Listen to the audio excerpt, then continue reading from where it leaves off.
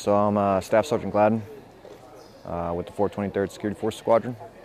Yeah, so kind of like how we did was we initially got the call. Our BDOC relayed that there was an active shooter at the bunker. They had a few people that were hurt.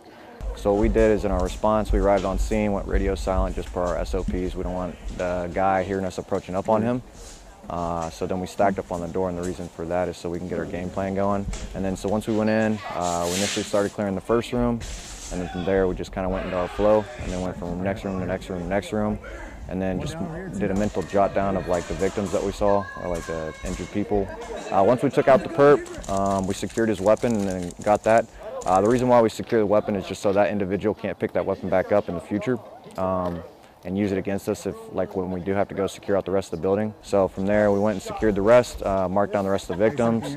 We did our secondary sweeps to make sure that we got everything that we needed to, and then we came outside, relayed to medical what happened, and then I escorted them inside to the victims so they could start performing TCCC actions on them. So the big thing I think is building camaraderie with medical and being able to communicate with them better in the future. I know right now the only time they ever see us is when we go get checked up by them, or they come over to us because they're missing an ID or something happens and then you make a report.